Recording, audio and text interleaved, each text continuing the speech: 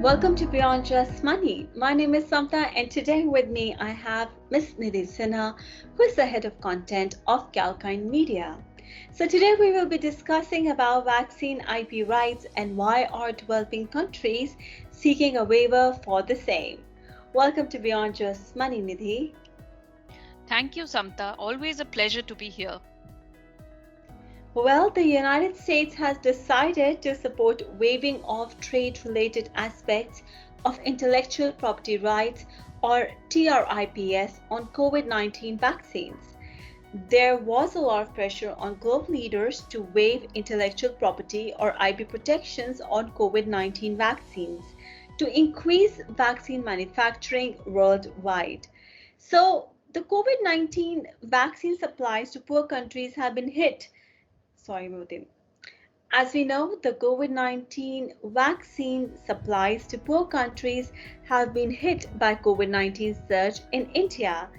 So, Nidhi, what are the vaccine IP rights and how are you looking at this temporary waiver? Well, amid the expanding gap in the immunization programs between the affluent and emerging countries, developing nations are pushing to scrap the IP restrictions on the COVID 19 vaccine. Countries including India and South Africa are currently requesting the World Trade Organization for IP exemptions on items to basically fight the COVID 19 pandemic. So, these items include vaccines, diagnostic kits, personal protective equipment, or PPE kits as we know it more commonly, medicines, and ventilators. Some supporters highlight that the measure would be helpful for manufacturers to commence manufacturing and export the vaccine to where they are most needed right now. So, recognizing that this is the need of the hour, the Joe Biden led government in the United States decided to support the waiving of the trade related aspects of intellectual property rights or TRIPS on COVID 19 vaccines. The decision is likely to speed up vaccination drives worldwide, but it will take time to reach a global consensus on the same as it is just a temporary waiver right now. But how do you think the IP exemptions will help developing nations? These exemptions would mean that WTO member nations would not necessarily require to enforce IP rights for COVID 19 vaccines, treatments, diagnostics, including other technologies.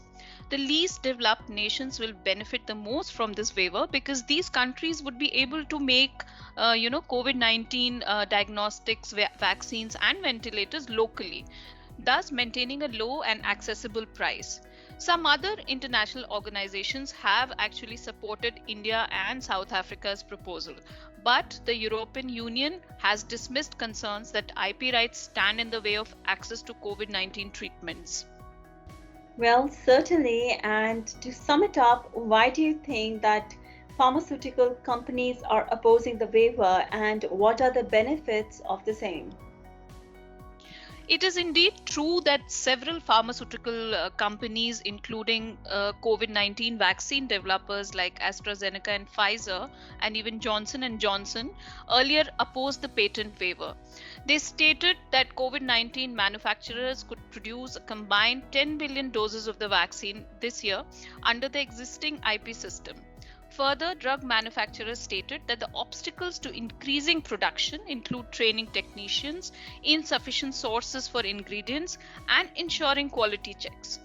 They also highlighted that there are a limited number of manufacturers who are kind of capable of large scale vaccine productions.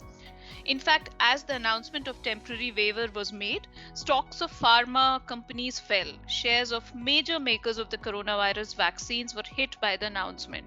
So Moderna fell 6.19%, Biotech 3.45%, and Novavax was down by 4.9% in New York on May 5th. Now for the benefits. The IP relaxation would grant governments of many countries quicker and easy access to life-saving doses with local manufacturing. Also, you should note that there is insufficient manufacturing capacity to produce and distribute vaccines to the entire world population. Besides, developed countries will also benefit as the governments can include more of local manufacturers to produce the drugs and vaccines for COVID 19. Lastly, with the decision to waive off IP protection, countries can locally manufacture the vaccine, treatments, and diagnostics, keeping the prices low and affordable. But then, what are the challenges here that we're talking about? As far as the challenges go, IP rights will have a direct impact on pharma companies, as was seen in the fall in share prices after the US announcement. Developed countries where major pharma companies are located have been opposing the waiver.